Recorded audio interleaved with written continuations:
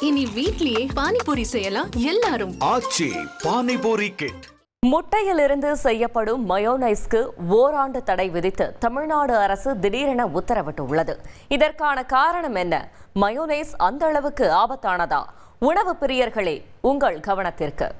முட்டையின் மஞ்சள் கரு, தாவர எண்ணெய், வினிகர் ஆகியவை கலந்த மயோனைஸ் அதன் வழவழப்பு தன்மை மற்றும் ஒருவித சுவையால் சாண்ட்விச், சாலட் என்று அனைத்திற்கும் அசத்தலான காம்பினேஷனாக இருக்கிறது.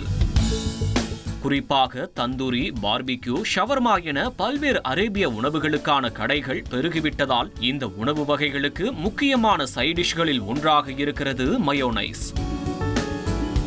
குழந்தைகள் பெரும்பாலும் பிரெட், சப்பாத்தி என எல்லா உணவுகளுக்கும் மயோனைஸை வைத்து சாப்பிடுவதை வாடிக்கையாக வைத்திருக்கின்றனர். எனவே பெற்றோர் பலரும் கடைகளில் வாங்கும் மயோனைஸுக்கு பதிலாக வீட்டிலேயே தயாரித்து வைத்து பயன்படுத்துகின்றனர். அந்த அளவுக்கு சிறியவர்கள் முதல் பெரியவர்கள் வரை மயோனைஸ் மீதான மோகம் அண்மை காலமாக அதிகரித்திருக்கிறது.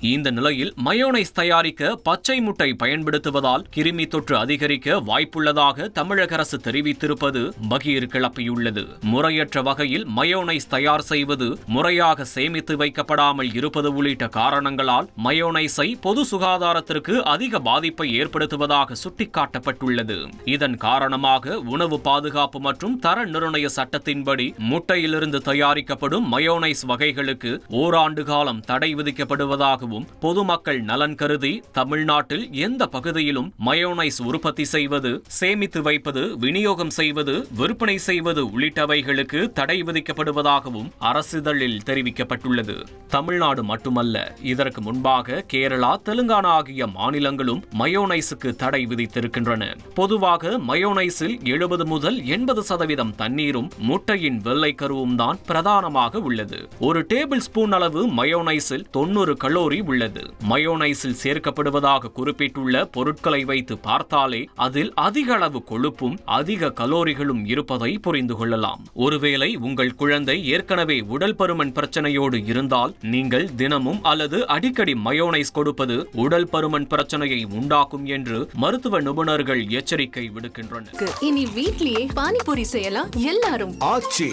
பானிபூரி கிட்.